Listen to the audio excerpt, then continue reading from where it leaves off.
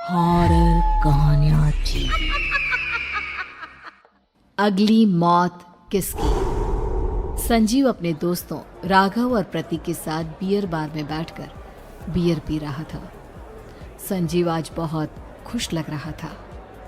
अरे यार, आज की पार्टी में तो मजा आ गया। तुम दोनों दोस्तों के साथ तो मेरी जिंदगी इतनी अच्छी है कि क्या बताऊं कितनी अच्छी है। अरे भाई, अब दोस्ती की है तो जीना मरना सब साथ में। हाँ, अरे अरे यार सुनो, जल्दी से एक बियर और ऑर्डर करते हैं ना, एक आखिरी, और उसके बाद ये जश्न यहीं खत्म हो जाएगा। अरे हाँ हाँ, क्यों नहीं। वेटर, जल्दी से 2 बियर की बोतल लेकर आओ। आज मेरे दोस्तों को जश्न मनाना है, क्यों? इतने में वहां पर एक बहुत सुंदर लड़की छोटे छोटे कपड़े पहनकर हाथ में बियर की बोतल लेकर उसके पास आती है। ये लीजिए, आपने बियर ऑर्डर की थी ना, मैं लेकर आ गई। क्या बात है यार, इस बार की वेटर तो बड़ी सुंदर है। अब बियर लेकर आई हो तो अपने हाथों से ही पिला दो ना। हाँ हाँ, क्यों नहीं, जैसा आप बोलोगे मैं वैसा ही करूँगी। क्या बात है यार, अब तो लगता है रोज यहीं आना पड़ेगा। उसके बाद वो लड़की उन तीनों को बियर सर्व कर देती है। पार्टी करने के बाद वो तीनों अपने अपने घर जाते हैं। प्रतीक, संजीव और राघव को उनके घर छोड़कर जैसे ही अकेला अपनी कार में आकर बैठता है तो अचानक उसे एहसास होता है जैसे उसकी कार की पीछे वाली सीट पर कोई बैठा हुआ है। वो तुरंत पीछे मुड़कर देखता है। तुम यहाँ क्या कर रही हो? और तुम मेरी कार में कब आई? अरे तुम तो बार में वेटर थी ना। बस ऐसे ही मेरा दिल कर रहा था आपके साथ आपके घर चलने का, इसलिए मैं आपके साथ चली आई। अरे लेकिन तुम मेरी कार में आई कब? अभी कुछ देर पहले तो यहाँ पर मेरे दोस्त बैठे हुए थे। प्रतीक के इतना बोलते ही उस लड़के का चेहरा खतरनाक तरीके से बदल जाता है। उसकी आंखें पत्थर की तरह सफेद और पूरे शरीर पर नीली नीली नसें उभर आती है। गाड़ी चलाओ, पूरी स्पीड में चलाओ, और अगर तुमने गाड़ी रोकने की कोशिश भी की तो मुझसे बुरा कोई नहीं होगा। डर की वजह से प्रतीक के पसीने छूटने लगते हैं। उसका शरीर बुरी तरह से कांप रहा था। प्रतीक बिना कुछ सोचे समझे कार को फुल स्पीड से चलाना शुरू करता है। चलते चलते वो शहर से दूर एक पहाड़ी पर पहुंच जाता है और सामने अब सिर्फ पहाड़ी का किनारा दिख रहा है, जिसे देख प्रतीक घबराकर अचानक से कार को ब्रेक लगाता है। देखो देखो देखो देखो, मुझे छोड़ दो मुझे। अगर मैंने गाड़ी जरा सी भी आगे बढ़ाई तो हम दोनों नीचे गिरकर मर जाएंगे। ये तो तुम्हें पहले सोचना चाहिए था ना। अब कुछ नहीं हो सकता।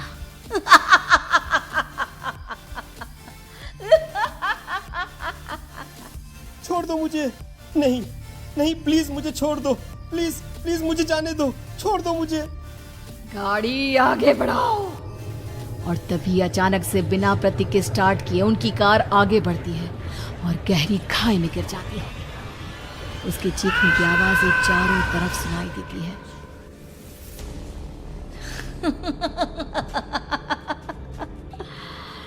तुझे मारकर मेरे कलेजे में जल रही आग को थोड़ी शांति तो मिल गई, लेकिन अभी ये कहानी खत्म नहीं हुई। और फिर अगले दिन राघव और संजीव को पता चलता है कि प्रतीक की पहाड़ी से नीचे गिरकर मौत हो गई। अरे कल रात की तो बात है यार, हम सब बैठकर पार्टी कर रहे थे, लेकिन मेरी एक बात समझ में नहीं आ रही। राघव शहर से इतना बाहर उस पहाड़ी पर इतनी रात को क्या करने गया था? अरे यार, वही सोचकर तो मैं भी परेशान हूँ। हम दोनों को छोड़ने के बाद तो वो सीधा अपने घर जाने वाला था, और वो आत्महत्या क्यों करेगा भाई? कल रात तक वो कितना खुश था, हमारे साथ सेलिब्रेट कर रहा था। हाँ, लेकिन पुलिस ने तो यही कहा है कि प्रतीक ने अपनी कार को जानबूझकर पहाड़ी से नीचे गिरा दिया और आत्महत्या कर ली। अरे यार, संजीव मेरी तो कुछ भी समझ में नहीं आ रहा है। चल ठीक है, अब मैं अपने घर जाता हूँ। Okay bye. राघव अपने घर में अकेला था। दोपहर का वक्त था। तभी दरवाजे की घंटी बजी। कौन है? अरे 1 मिनट रुको, अभी आता हूँ। राघव ने जैसे ही दरवाजा खोला उसने देखा कि सामने एक बहुत खूबसूरत लड़की खड़ी हुई है। कौन है आप और यहाँ किससे मिलने आई हैं?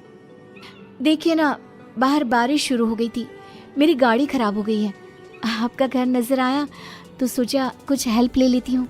क्यों नहीं, आइए ना, आइए आइए। मेरे कपड़े पूरे भीग चुके हैं, क्या आपके पास टॉवल मिलेगा प्लीज? राघव अपने बाथरूम से एक टॉवल लाकर उस लड़की को देता है। थैंक यू सो मच, अब मैं चलती हूँ। अरे इतनी क्या जल्दी है? आप चाहे तो बारिश रुकने तक यहाँ पर रुक सकती हैं। हाँ। लड़की ने पलटकर राघव की तरफ देखा। नहीं, मुझे जाना होगा, मेरा काम बाकी है। और वो वहां से चली गई। उस लड़की के जाने के बाद राघव अपने बाथरूम में नहाने के लिए गया और जैसे ही उसने बाथरूम में देखा तो उसका टॉवल वहीं पर लटका हुआ था। उसने टॉवल हाथ में लिया तो देखा कि उसका पूरा टॉवल खून के धब्बों से सना हुआ है। अरे अरे ये क्या? ये टॉवल तो मैंने उस लड़की को दे दिया था। ये वापस मेरे बाथरूम में कैसे आ गया? और इस पर ये खून के धब्बे कहाँ से आ गए?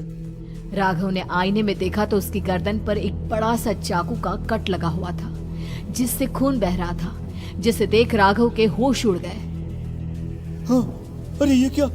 मेरी गर्दन इतनी ज्यादा कटी हुई है और मुझे दर्द भी नहीं हो रहा है। ये क्या हो रहा है मेरे साथ? राघव घबराकर बाथरूम से बाहर आया और अपना मोबाइल उठाकर उसने संजीव को फोन लगाया। संजीव जल्दी से मेरे पास आ जाओ। मुझे लगता है कुछ बहुत बड़ी गड़बड़ है, जल्दी आ जाओ। उधर से आवाज आई, लेकिन वो आवाज संजीव की नहीं बल्कि एक लड़की की थी। कुछ अजीब नहीं हुआ है, बस तुम्हारी मौत तुमसे मिलने आई थी और तुम्हें मारकर चली गई। अब तुम इस दुनिया का हिस्सा नहीं हो राघव, इसलिए तुम्हें अपनी गर्दन के कटने का दर्द भी महसूस नहीं हो रहा। नहीं, ऐसा नहीं हो सकता, ऐसा नहीं हो सकता। कौन हो तुम? तुम्हारी मौत। अब संजीव के पास खबर पहुंचती है कि राघव ने अपने ही घर में चाकू से गर्दन काटकर आत्महत्या कर ली। ये सुनने के बाद संजीव के होश उड़ गए। वो पसीने से तरबतर हो गया और एक अनजाना डर अब उसके दिल को सताने लगा। संजीव के साथ ही उसका एक छोटा भाई राजीव भी रहा करता था। अपने भाई को इस तरह परेशान देखकर राजीव उसके पास आया। अरे भैया, क्या हुआ भैया? आप इतने घबराए हुए क्यों लग रहे हैं? प्रतीक और राघव की मौत, मेरा मतलब मेरी कुछ समझ में नहीं आ रहा भाई। अचानक से मेरे दोनों दोस्तों ने आत्महत्या क्यों कर ली?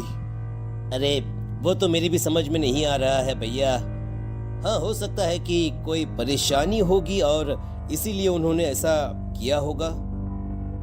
हाँ, लेकिन दोनों की जिंदगी में एक साथ परेशानी और दोनों का इतनी खतरनाक तरीके से आत्महत्या करना, कहीं ऐसा तो नहीं मैं भी मर जाऊंगा? अरे आप ऐसी बातें क्यों कर रहे हैं भैया? वैसे ही मैं इतना परेशान हूँ। जब से अंजलि ने मेरा साथ छोड़ा है तब से सब कुछ बहुत अजीब सा हो गया है। रोज रात को डरावने सपने आते हैं। ऐसा लगता है जैसे अंजलि बार बार मेरे सपनों में आकर मुझे डराने की कोशिश करती है। अंजलि का नाम सुनते ही संजीव की आंखें फट गई और उसके गले में आवाज अटक गई। उसके चेहरे पर घबराहट साफ नजर आ रही थी। कौन थी वो लड़की जिसने प्रतीक और राघव को आत्महत्या की आड़ में मौत की घाट उतार दिया? और कौन थी अंजलि जो बार बार राजीव के सपनों में आकर उसे डरा रही थी? अंजलि का नाम सुनकर संजीव इतना घबरा क्यों गया? इन सवालों के जवाब जानने के लिए देखिए इस खतरनाक कहानी का अगला भाग।